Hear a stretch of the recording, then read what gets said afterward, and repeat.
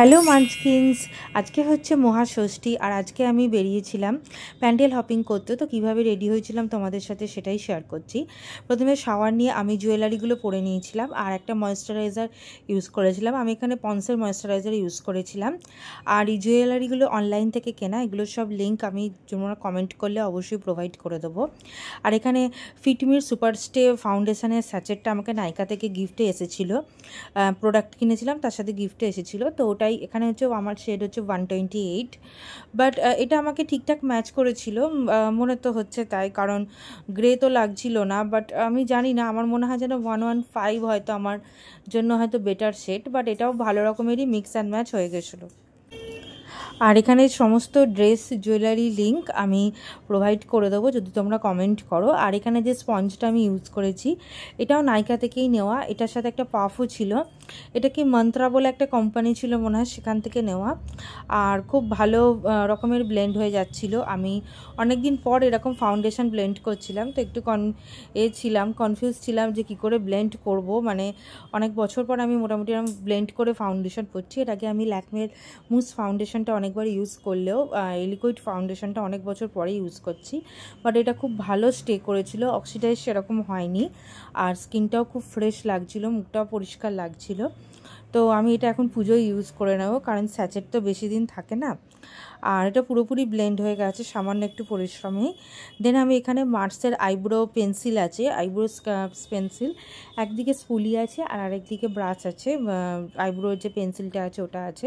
তো প্রথমে স্পুলি দিয়ে আমি আইব্রোটাকে ভালো করে কম্প করে নিলাম, যাতে কোনো রকম গ্যাপ ট্যাপ থাকলে সেখানটা আমি ভালোভাবে দেখতে পাই।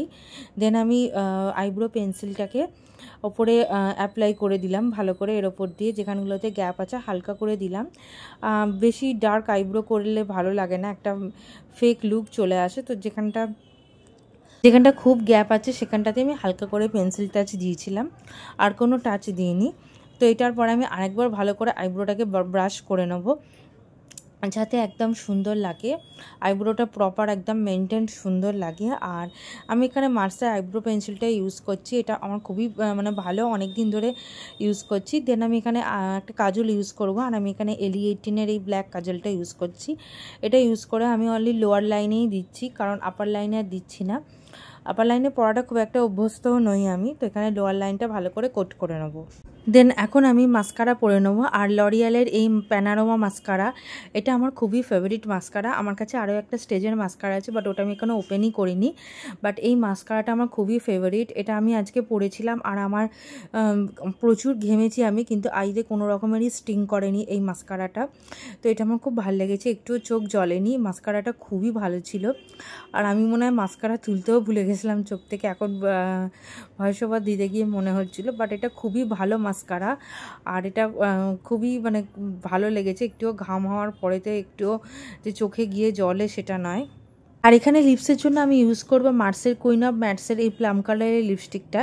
এটা মনে হয় কোনো রোজি সেট ছিল, তো এটা আমি পরে নিলাম। এখন এত গরম করছিলো, হিউমিডিটি খুব বেশি, তো এসি আর পাখা চললেও বেশ ভালো রকমেরই গরম লাগছিল। আর আমি এখানে ল্যাকমের কম্প্যাক্ট পাউডারটা ইউজ করে নিলাম, এটা আমার নতুনও আছে, বাট ওটা এক সেট ডার্কার দিয়ে দিয়েছে, ফার্স্ট সেটটা পাচ্ছি না। তো এটা আমি একটুখানি জাস্ট পাফ করে নিলাম, যাতে একটুখানি ম্যাটিফাইং একটা গ্লোই লুক আসে। বাট এত এরকম সোয়েট হচ্ছে, এক্সেসিভ সোয়েটে কোনো রকম পাউডারই কিছুই থাকবে না, টিকবে না, তো সেটা আমরা সবাই জানি। তাও একটু করে নিলাম, মুখটা একদম ফ্রেশ, একদম পরিষ্কার লাগছে। এরকম মেকআপ আমার করতে খুবই ভালো লাগে, আর অনেক দিন পরে আমি এরকম মেকআপটা করছি, খুবই ভালো লাগছিল। আর এখন আমি একটা গোল্ডেন কালারের টিপ পরে নেব। তো এই টিপটা আমি গত বছর ব্লিঙ্কিট থেকে নিয়েছিলাম, এটা গোল্ডেন কালার ছিল, বাট এটা খুব একটা পছন্দ হয়নি। কিন্তু তোমাদের পছন্দ হলে বলো, আমি কমেন্টে বললে আমি লিঙ্ক প্রোভাইড করে দেবো। বাট এটা আমার খুব একটা পছন্দ হয়নি, তো চেঞ্জ করে আমি একটা অন্য টিপ পরে নিয়েছিলাম। এটা অফলাইন থেকে কেনা ছিল গত বছর, এবছর আর টিপ কেনা হয়নি। আর এরপরে আমি আইকনিকের এই মিনি হেয়ার ড্রায়ারটা দিয়ে, এটা খুব ভালো একটা হেয়ার ড্রায়ার, কারণ এতে কোল্ড সেটিংস আছে, তো এখানে আমরা কোল্ড এয়ারও নিতে পারি আর হট এয়ারও নিতে পারি। তো কোল্ড এয়ারটাই আমি ইউজ করি, কারণ হট এয়ারটাতে অনেক সময় মাথা ধরে যায় আর খুব গরম হয়, এত গরমে গরম হেয়ার ড্রায়ার দিয়ে মাথা শুকানো আরও মাথায় মানে খুবই এক্সেসিভ সোয়েট হয়ে যায়। তো আমি এখানে কোল্ড যে মোডটা আছে, কুল মোডটা, ওটা দিয়ে কোল্ড এয়ার বেরোয়, ওইটা দিয়ে আমি হেয়ারটাকে একটু শুকিয়ে নিলাম। কারণ আমি এক্ষুনি শাওয়ার নিয়ে এসেছিলাম আর আজকে তো খুবই তাড়াতাড়ি ছিল, মানে বেরোনোর খুবই তাড়া ছিল। কারণ প্যান্ডেল হপিং যত দেরি হয়ে যাবে অনেকটা দেরি হয়ে যায় রাত্রির হয়ে গেলে, তো সেই জন্য সকাল সকাল তাড়াতাড়ি বেরিয়ে যাচ্ছিলাম মানে বেরোনোর জন্য। তো ভালো করে আমি চুলটা এখানে ড্রাই করে নিয়েছি, সেমি ড্রাই করেছিলাম, টোটাল ড্রাই তো হয়নি। আর আমি চুলটা খোলাই রেখেছিলাম, ঘামে পুরো ভিজেই গেছিলো। এখন শাওয়ার নেওয়ার জন্য যেটুকুনি ভিজে আছে, ব্যাক অফ দ্য হেয়ার সেটুকুনি ভিজে আছে। আর এরপরে আমি হেয়ারটাকে ভালো করে কোম্ব করে নিলাম ফাইনালি। তো এখানে বড় দাঁড়ার চিরুনি নিয়ে আমি এখানে কোমটা করে নিলাম। কোম করার পরে হেয়ারটাতে কি সুন্দর একটা স্লিক ভালো লুক এসেছে আর কালারটাও খুব সুন্দর এসেছে। আমি এখানে একটা কালার ইউজ করেছিলাম, এটা কি কালার ছিল সেটা ভুলে গেছি এখন। সেটা আমি লরিয়ালেরই কাস্টিং ক্রিম গ্লসেরই কালারটা ইউজ করেছি। ওটা মনে হয় ওটার আমি সেটটা আমি আপলোড করেছি ভিডিওটা, ওই ভিডিওটা আমি লিঙ্কে দিয়ে দেবো। তো ওই ভিডিওটাও তোমাদের ভালো লাগবে। তো খুব সুন্দর করে আমি আমার হেয়ারটা কম্ব করে নিয়েছিলাম ভালো করে, অ্যান্ড দেন ফাইনালি আমি রেডি হয়ে গেছিলাম। তো এটাই ছিল আমার GRWM for মহাষষ্ঠী। Subscribe for more.